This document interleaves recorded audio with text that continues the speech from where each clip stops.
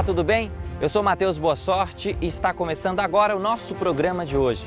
Nesse episódio, eu convido você de casa a viajar comigo por Minas Gerais, 3 municípios: Catas Altas, Diamantina e Mariana. Em Diamantina, as cachaças saborizadas do seu Raimundo Sem Braço lá do Biribiri. Em Catas Altas, o Santuário Ecológico do Caraça. E em Mariana, a incrível Mina da Passagem. Além disso, os sabores desse estado, as histórias dessa gente e as nossas poesias de sempre. É hora de viajar sem nem levantar do sofá da sua sala. Vem, coloque o dendê na mochila, vem pra Aratu e vamos viajar. Então vem, coloque o dendê na mochila, com Matheus Boa Sorte vamos passear.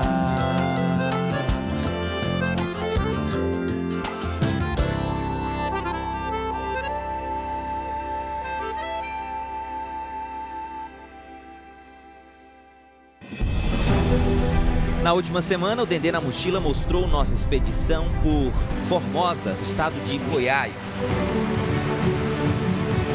Curioso mesmo é para conhecer aquela gruta lá embaixo. Difícil, tem que literalmente rastejar. Chega num local como esse e encontra isso daqui. É um daqueles bons mistérios da natureza.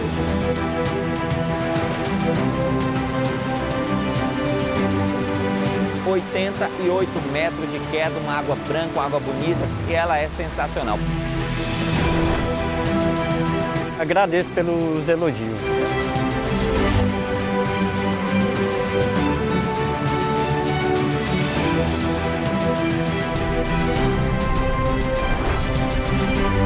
O município é Formosa e com esse nome, você já deve estar aguardando muita coisa boa, não é mesmo?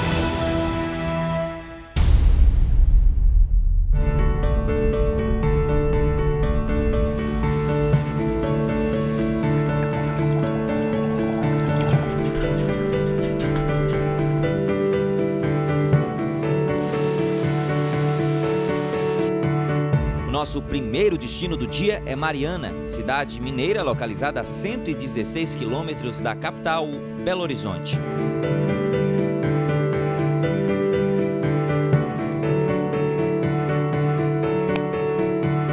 A cidade das igrejas, das construções históricas e de uma cultura rica. Mariana é um dos mais visitados destinos de Minas Gerais. E a gente começa o episódio de hoje mostrando um outro rumo do município, na região do povoado de Passagem, a 4 quilômetros do centro.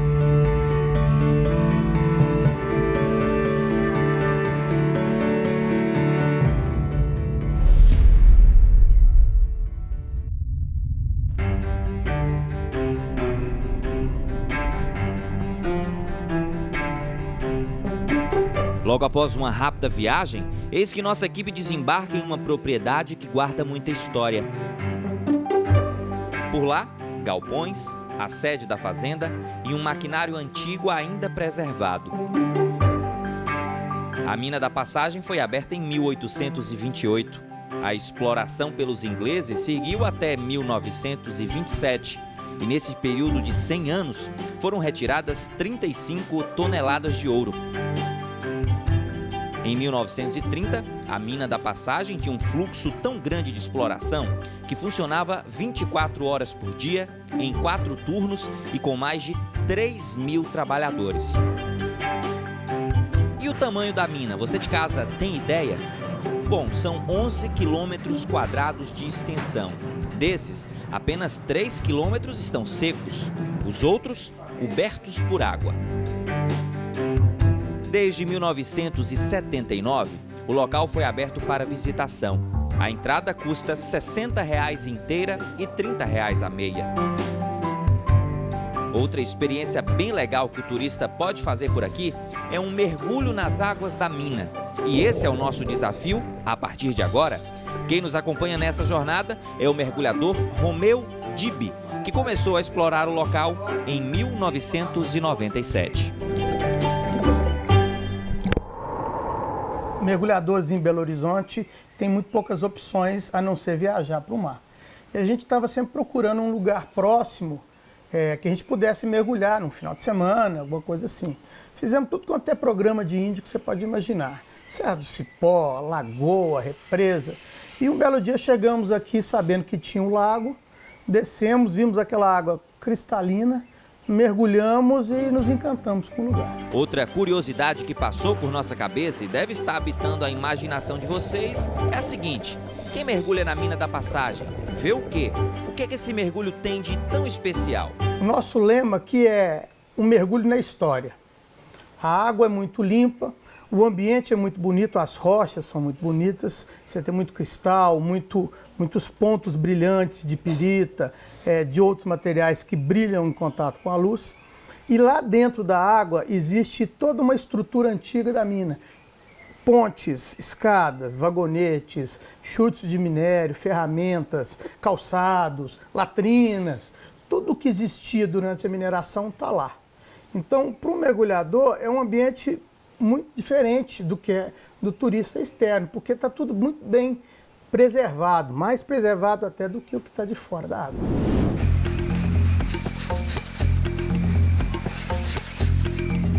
Agora, nossa equipe embarca nesse simpático vagão. Eu pensei que era correndo.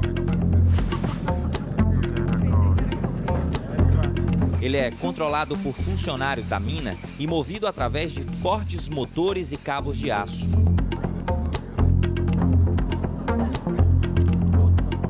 É um momento bem divertido do passeio, mas eu confesso para você que por mais que a gente saiba de toda a segurança envolvida nesse processo, sempre dá um friozinho na barriga. Já dentro da mina, percorremos um pequeno trecho a pé e já fomos direto para o local de preparação para a atividade do mergulho. Hora de colocar os equipamentos e receber mais orientações do instrutor Romeu. Tanto eu quanto o repórter cinematográfico Luciano Lima já vivemos outras experiências de mergulho, mas nunca em uma condição tão peculiar.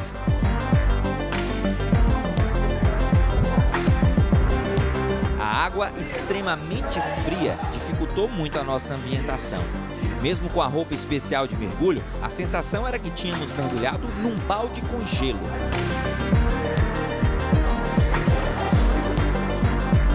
Depois de alguns minutos, a primeira desistência.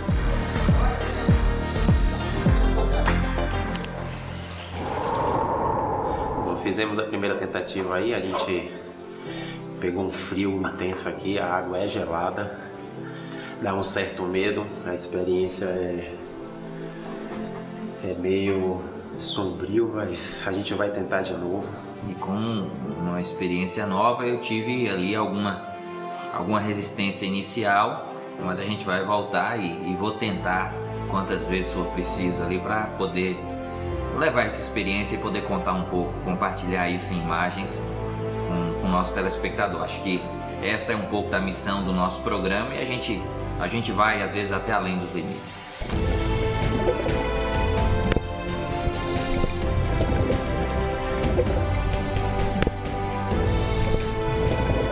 Depois de quase de 1 hora de adaptação, enfim, nossa equipe conseguiu. Chegamos a 8 metros de profundidade.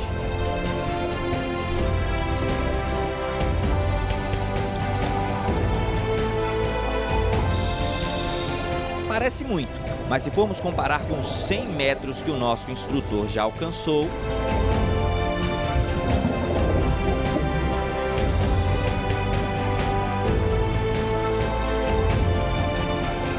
a pouca luz só era quebrada com a nossa lanterna. E com o apoio do Romeu, conseguimos literalmente mergulhar na história e ver um pouco dos segredos cobertos pela água da mina.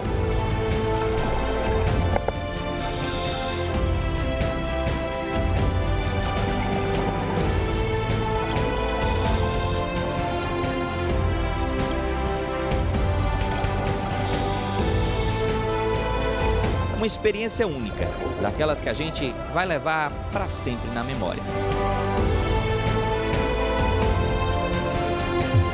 Agora, voltamos a caminhar pelas galerias da Mina da Passagem. E sobre as curiosidades acerca da exploração, a guia Jennifer Bruna explica algumas importantes características. Cada material aqui é uma cor. Por exemplo, o quartzo é o branco, que é em volta dele que o ouro se concentra em maior quantidade. O cinza claro é o quartzito. As linhas mais escuras é da família da turmalina, é o turmalinito. Essa aqui é a única rocha que eles aproveitavam, além do ouro, é o arsênio. Eles fabricavam veneno para ratos aqui na região de Mariana. E quebradiço brilhante é a calcita. Onde tem esses materiais, poderia encontrar ouro. E nós, que sempre andamos por aí em busca de histórias legais para contar, encontramos uma a mais de 120 metros abaixo da superfície. É o seu Antônio, mineiro da gema e todo cheio de graça. E aqui na mina a gente encontrou com o Antônio, que eu soube que tem pouco tempo de casa. É, só 30 anos de companhia. De guia, né? 30 anos de guia aqui na mina. Na mina da passagem. Mas mais do que você tem seu pai. Meu pai também é funcionário da mina, né? Sim. Só de empresa ele tem 70 anos. Tá? 70 anos. E seu pai está com quantos anos? Hoje ele está com 84 anos. 84 anos, mas continua trabalhando. Até hoje. E o que ele faz aqui hoje? Ele é compressorista. Compressorista. Da máquina que desce o trole, né? Que é o carrinho que desce e sobe o turista de volta. Né? Mas ele já foi minerador aqui? Já foi funcionário da empresa. Né? Agora, você me falaram que você conta a história do Capitão Jack. Que história é essa? Pô, então, em tempos dos ingleses, com os ingleses que administravam a mina, tá? Ele era um capitão de turma e, segundo a lenda, a tradição, teve um acidente nas galerias, tá? Vindo a desabar em cima desse pessoal, né? Aí o pessoal conta que na hora de buscar os corpos, né? Achou todos os corpos, menos desse Jack, tá? Aí o pessoal conta que ele está aqui procurando a saída e quando ele aparece para conversar com a gente ou com o turista, né? Ele só fala inglês, tá? E eu só entendo com ele no Aiso, né? No Aiso, que é o mineirês. Já tentei levar ele até a entrada para ele achar a saída, mas ele sempre volta para cá. Porque ele está falando que quer encontrar um turista que fala inglês mesmo para levar ele embora, né? Rapaz, então vamos fazer o seguinte, enquanto o pessoal de casa vê mais imagens aqui da mina e ouve, claro, mais história, vamos embora procurar então. Vamos lá. Bora procurar.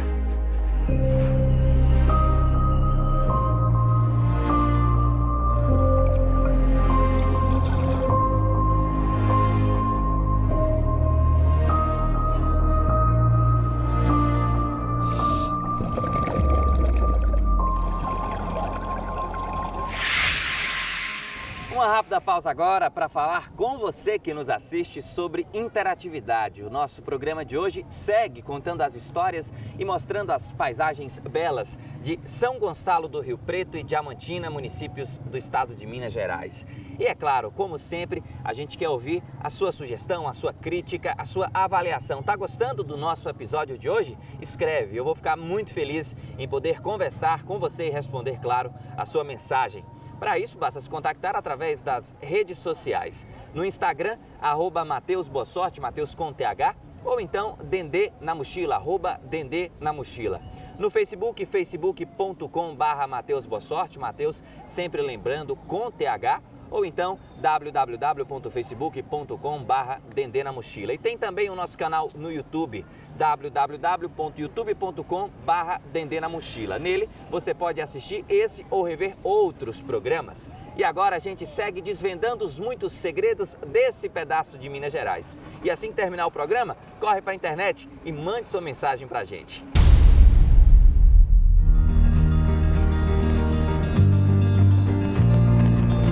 Viajamos agora até Catas Altas, numa viagem curta. De Mariana até o nosso segundo destino, apenas 51 quilômetros. O município está a 125 quilômetros de Belo Horizonte.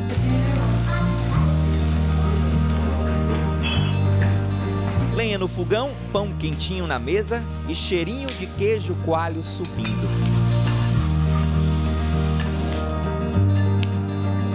Nosso café da manhã foi farto.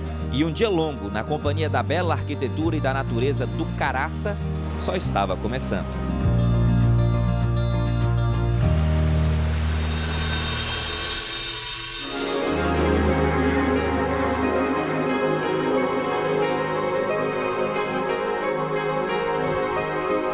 Em 1774, o Santuário do Caraça foi fundado pelo irmão Lourenço. De 1820 a 1912, funcionou em suas dependências um colégio. Posterior a isso, o seminário ficou ativo até 1963. Em 1970, Minas Gerais ganhou um novo e importante atrativo turístico e área de preservação. Desde então, o fluxo de visitantes só tem aumentado. Uma outra vivência que a gente não pode deixar de compartilhar com você que nos assiste é a questão da hospedagem aqui no santuário. São mais de 10 mil hectares de uma RPPN. E o que são RPPN? São reservas particulares do patrimônio natural. Então você tem um contato com a natureza, passa o dia tendo esse contato com a natureza, a vivência histórica do lugar e à noite descansa em um dos quartos, em um dos pavilhões de um lugar com mais de 240 anos de história para contar.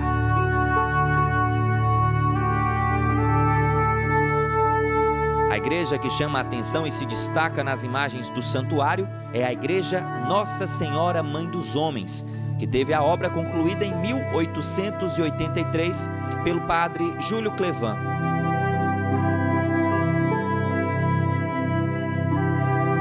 Essa é a primeira igreja neogótica do Brasil.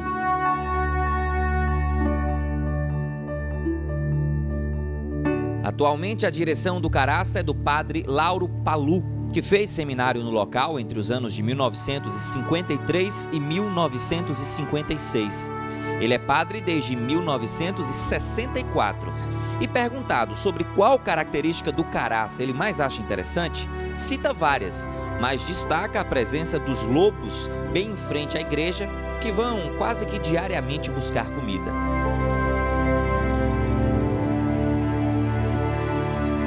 Aqui onde nós estamos é o lugar onde o lobo vem comer à noite. A gente coloca uma bandeja com ossos e carne aqui e o lobo vem aí. É um animal silvestre, não chega a ser selvagem, porque não é bravo igual aqueles lá do hemisfério norte. É um animal muito sociável, né? Vem comer aqui. Já faz 34 anos e meio, toda noite, e o pessoal todo sentado aqui, sobe o lobo. Ontem veio o macho e a fêmea, porque eles são isolados, solitários, mas vieram os dois juntos. A fêmea foi atacada muitas vezes pelos cachorros do mato, que é outro bando que está vindo comer aqui também. Então ela tem tido a necessidade de estar com o macho por perto, como proteção. E além disso nós temos uma surpresa muito agradável, extraordinária. Vem também uma anta comer aqui. A anta é um animal herbívoro, não teria que estar comendo aqui, a gente não explicaria por que está aqui. Mas na realidade ela vem por causa do cálcio dos ossos e o sal. E tem vindo aí com uma certa frequência, faz 2 anos, um belo dia costumará comer ainda com o lobo junto.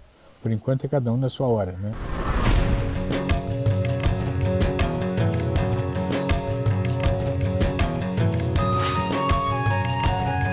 Agora, hora de colocar o pé na trilha.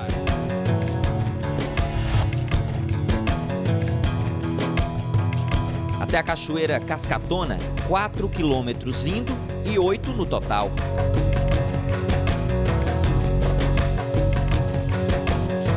Sol forte no trecho inicial, muito sobe e desce e, para nossa surpresa, um trecho bem preservado de estrada real.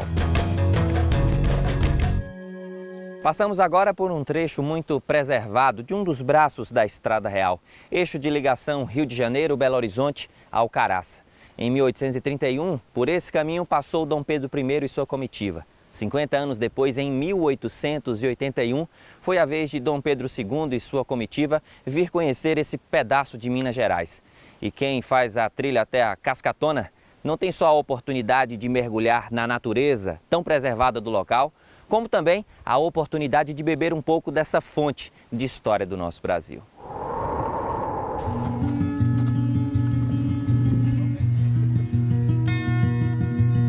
E a gente seguia trecho, andando e observando de forma apaixonada o lugar.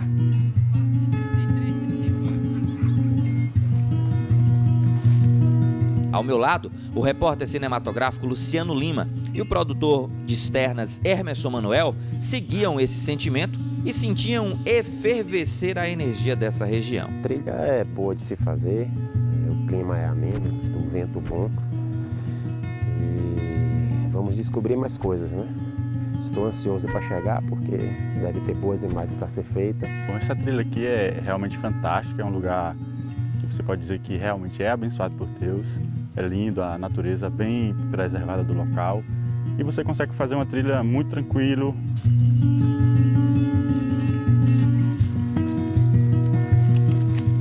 Outro que é apaixonado pelo caraça é o João Júlio Filho, nosso guia nessa missão. Ele tem uma longa história com o local e durante a nossa caminhada sempre falava dessa forte ligação. Eu sei que Deus tem uma maneira diferente de governar qualquer ambiente, qualquer lugar. Uma maneira diferenciada para cada um. Mas aqui no Caraça, ao longo desses quase 50 anos que eu tenho andado por aqui, eu percebo que ele administra esse Caraça, essas trilhas, essas matas e toda essa natureza com uma dose maior de amor.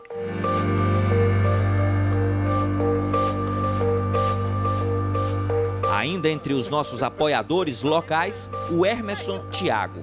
Ele viveu com a nossa equipe a sua primeira experiência em uma trilha e também, pela primeira vez, iria ver uma cachoeira. Mais uma boa história para a gente ir costurando em meio à natureza local. Apesar de vir do interior de Minas, eu não tenho essa convivência com relação à natureza, eu sou mais urbano. E esse contexto histórico e natural traduz para a gente um contato com a natureza que eu nunca tive. E para mim essa experiência é muito nova, inclusive. Algo que também chamou a nossa atenção nessa trilha foi a coloração avermelhada de alguns troncos em algumas árvores. Sobre esse fato curioso, o nosso guia explicou o seguinte. Então, isso aqui são plantas, são líquens, que são bioindicadores da qualidade do ar. Elas funcionam como bioindicadoras através do sistema excretor, que é deficiente nelas. No nosso caso, por exemplo, se comermos alguma coisa, se ingerirmos algo que vai fazer mal para o organismo espelha aquilo, ele excreta, né, através da urina, do próprio intestino ou do próprio estômago. Essa planta não tem essa capacidade excretora, por isso ela é uma bioindicadora da boa qualidade do ar. Ar puro, caminhada agradável.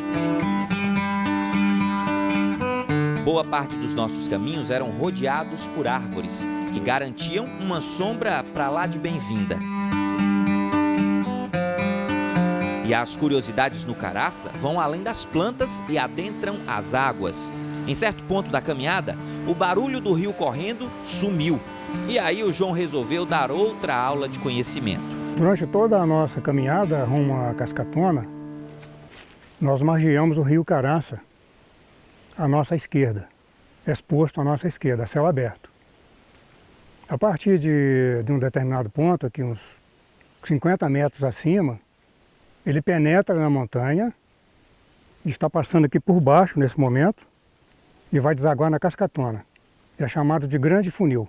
Um funil natural, um buraco, a água vem exposta. O rio Caraça, que é um rio importante, porque reúne todas as águas aqui do Vale do Caraça, esse rio adentra o subsolo, ele passa a correr. Por exemplo, aqui ele está correndo a 50, 60 metros aqui embaixo. Na época das chuvas, a água é muito, o funil não dá conta, a água transborda pelas laterais e aqui vira um segundo braço de rio. E o que é mais interessante ainda é que a Cascatona ela vai ser formada por essa água que está aqui subterrânea e que vai, vamos dizer assim, aflorar, vai voltar à superfície, exposta em outro buraco, um buraco de saída e formando uma grande cachoeira. Nessas nossas andanças pelo Brasil, eu não me lembro de ter visto nada semelhante.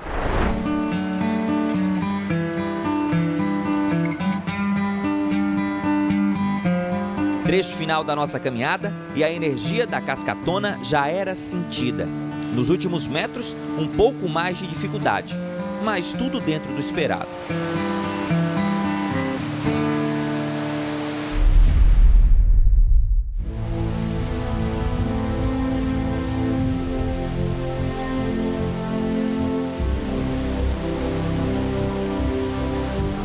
Água pura que escorre da serra.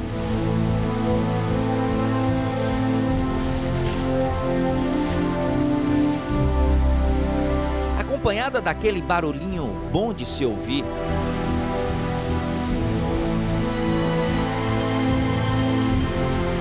Pena que TV não tem cheiro, mas o perfume natural do local junto ao ar puro, são de causar inveja a você que está nos assistindo.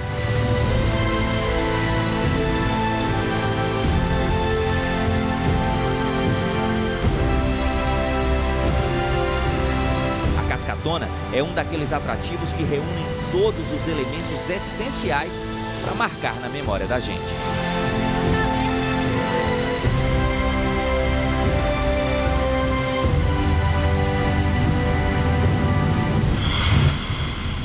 Seu João, são 48 anos de Caraça, 38 anos sendo guia.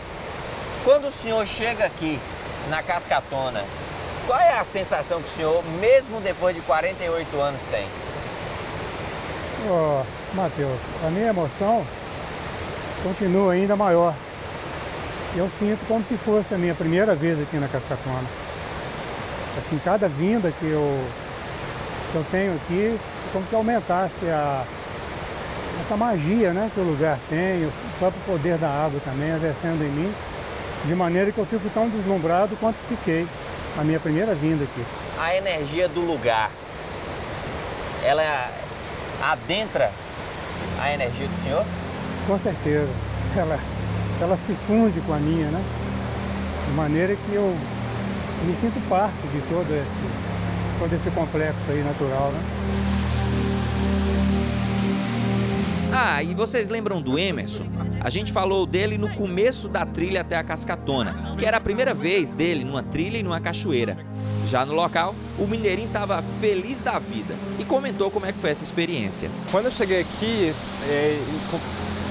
contemplei tudo isso aqui, essa beleza toda, percebi que é muito gratificante, né?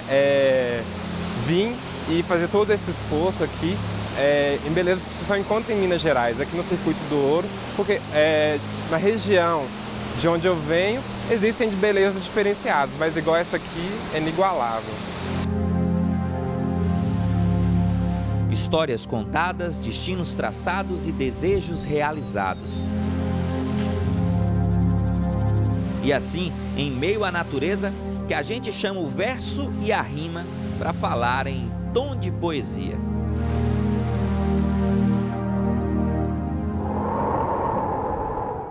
É hora de falar de poesia de um jeito muito nosso. É hora desse matuto adentrar a sua casa falando em verso, rima, em prosa, em causo. Um pouco do que a gente encontra no nosso dia a dia, caminhando por esse Brasilzão. E hoje o causo, o versim, fala de um estado que eu tenho quase um caso de amor, que é Minas Gerais. E assim eu escrevi. Numa quase rima de pão de queijo com mineiro, eu duvido ser pioneiro na arte de aminerar. Numa terra onde um trem pode ser tudo, inclusive um trem, eu peço para ir além, para com Minas poetizar. Do idioma por Minas incrementado, do tropeiro homem, do feijão no prato, dos sabores, dos encantos. Pois esse estado tem muitos cantos, uns musicados, outros materializados, mas tem canto bom e abençoado para tudo quanto é lado. Do ai quase cantado, do bom dito com alegria, pois ser mineiro todo dia deve dar um orgulho danado. Eu, baiano, estado com Minas colado, confesso ser altamente apaixonado por esse canto de país. Pois é como se diz, Minas é tão grande que tem até cara de nação, com jeito próprio, entusiasmado, com toques de emoção. Do queijo com goiabada, do cipó, do tabuleiro, das vertentes de um estado bom, que quem aqui nasce, nasce com o dom de nascer mineiro.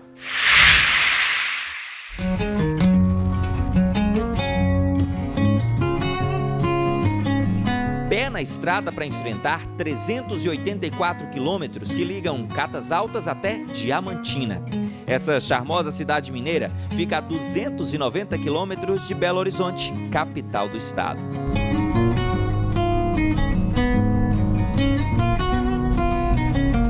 Passear pelas ruas de Diamantina é uma verdadeira aula de história. Por todo canto que se olhe, estão algumas das construções que ajudam a contar a história de Minas Gerais e também do Brasil.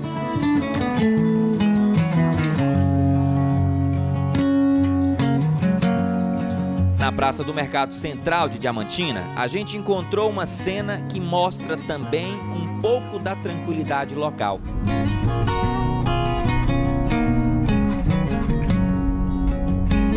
Esse aí é o seu Zito taxista, que como passatempo faz as famosas colheres de pimenta que fazem muito sucesso entre os turistas que passam pelo local. O senhor já está na cidade há quanto tempo? 37 anos como taxista. 37 anos como taxista. Mas o senhor tem um hobby que é fazer colher de pimenta. Passatempo. É um passatempo. É um passatempo porque é a coisa melhor que tem você ter ocupação do trabalho da gente, né? Ocupar o trabalho é a coisa melhor que tem. Deixa eu ver essa colherinha. Você distrai. Aí o senhor faz essas colheres... Tirar a pimenta. Tirar a pimenta. E tem um segredo a colher. Tem um segredo. Qual é o segredo? A voltinha dela para sair a cheinha. Já coloquei aqui, quando tira já... Aí, ó. Vidro grande. Colher grande. Vidro pequeno. Pequeno. Colher pequena. O senhor tem quanto tempo que faz essa colherinha aqui? Mais de 20 anos. Mais de 20 anos? Mais de 20 anos. Para fazer uma colherinha dessa aqui, o senhor demora quanto tempo? Uns 10 minutos por aí. 10 minutinhos faz uma colherinha dessa aqui. Ah, é ligeiro demais. Então. Mas agora demora mais o acabamento, né? Ah, tá. Aí essa lixazinha que o senhor tá fazendo é o que? Uns 20 minutos? Aí eu fico fazendo, né? Aí enquanto tiver tempo, vai lixando, né? Vai lixando. Tô ocupando meu tempo. Tá ocupando o tempo.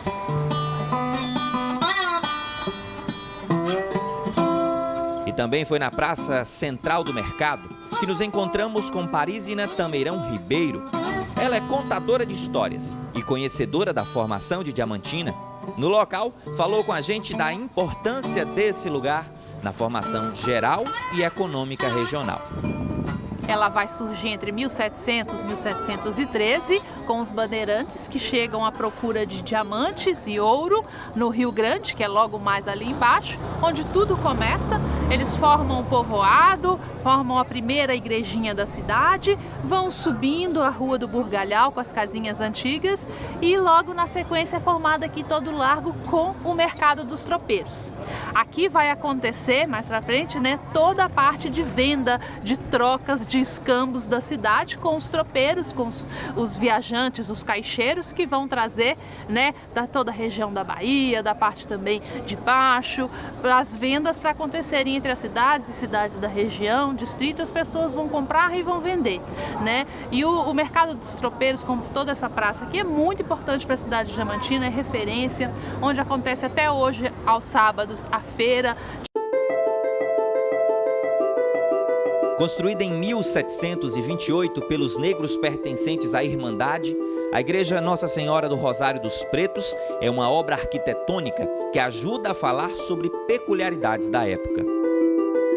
A Igreja do Rosário dos Pretos hoje é a igreja mais antiga que nós temos na cidade de Diamantina. A cidade de Diamantina, né, ela tem a forte influência da mineração, com os escravos vindos da África. E aqui nós temos várias igrejas nas cidades e elas são separadas, as igrejas dos brancos, as igrejas dos pardos, dos militares e a dos negros. Então durante o dia os negros trabalham nas minas, nas lavras e à noite, como eles querem também professar a sua fé, eles constroem a Igreja do Rosário, toda inclinada, né, pela noite, e dizem também que aí eles vão roubar um pouco do ouro em pó e vão passar no cabelo. E como o cabelo é crespo, esse vai segurar. À noite eles passam a mão no cabelo e passam na parede, já que não tinham, né, o poder do ouro para estar fazendo o douramento da igreja. A Praça Central, as construções na cor azul e branca. A Vila do Biribiri, dentro da área do Parque Estadual, já foi até cenário de filmes. E é nesse canto de Diamantina que fica o restaurante do Raimundo Sem Braço, a 13 quilômetros do centro da cidade. Ele é famoso por servir pratos deliciosos, mas o que tem atraído muita gente até lá são as cachaças que ele produz usando frutas, sementes e plantas. E me falaram que você faz a melhor... Quando a cachaça ela é cachaça misturada com alguma coisa, tem algum nome? Normalmente isso aqui a gente fala que é uma cachaça com desculpa. Uma cachaça com desculpa. Porque tem com a cerola, tem aqui a rapadura queimada com cravo e canela, tem semente de pau d'óleo. Eu soube que essa aqui é afrodisíaca, pau d'óleo. É uma semente quente, né? É quente. É quente. Quem está com necessidade em casa, há muito tempo não comparece com a esposa, se tomar pau d'óleo... Pau d'óleo resolve o problema. Resolve. Você de casa aí, viu? Pau d'óleo. E qual é a mais vendida? A mais vendida é essa cachaça que eu criei agora há pouco tempo, essa rapadura queimada com canela. Rapadura queimada com canela. Eu vou beber aqui, mas eu já bebi ela antes, viu? Beber de novo. Até já separei uma garrafa ali para levar. São 120 tipos. 120 tipos de cachaça. Tem quanto tempo que você faz? Deve ter uns 5, 6 anos que eu iniciei. 5, 6 anos que você iniciou. Qual que você mais gosta? Moço, me dá um golinho também. Um golinho pra você também, né? Escondido da patroa. Senão não, mas você botou um golinho muito pouco colado. Aí não, você derramou mais que botou a nossa. Você tem que trabalhar ainda. Pra fonte também não secar, né? Tem que cuidar aqui pra fonte não secar. Tá, agora eu vou tomar aqui pau d'óleo.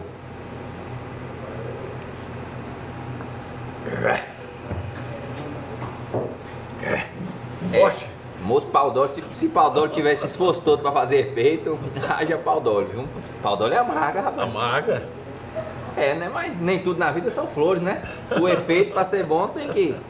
Então pronto, depois desse bate-papo bom aqui com o seu Raimundo, que faz mais de 120 tipos de cachaça. Seu Raimundo, muito obrigado por nos receber. Eu que agradeço, tudo de bom, bom essa trabalho. prosa boa, como é bom prosear com o povo mineiro. E claro, você que nos assiste, continua viajando e descobrindo esse pedacinho de Brasil.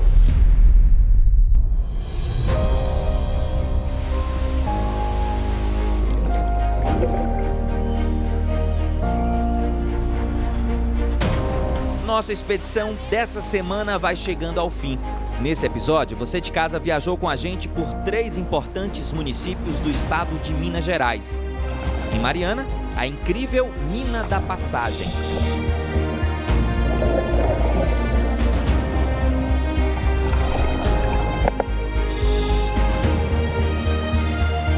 Em Catas Altas, o Santuário do Caraça, com sua arquitetura, histórias, atrativos naturais e a imponente Cascatona.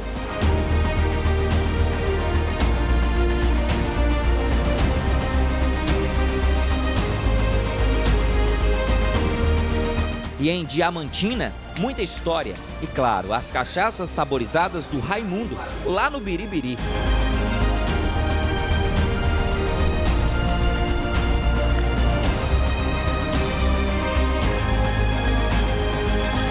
Minas Gerais é um canto de Brasil coberto por alegria e com muitas opções de turismo, para todos os gostos, de todos os jeitos.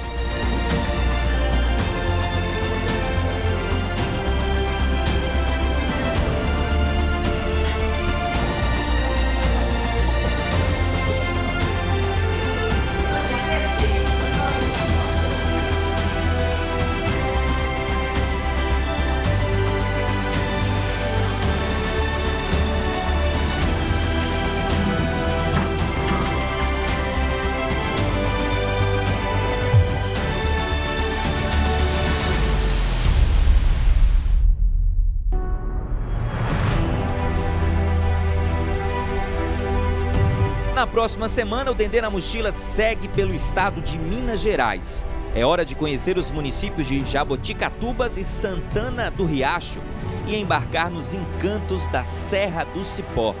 Cachoeira da Farofa, Cânion das Bandeirinhas, Cachoeira do Rapel, as histórias de Seu Juquinha, em Lapinha da Serra e as canções de Vilmar da Lapinha.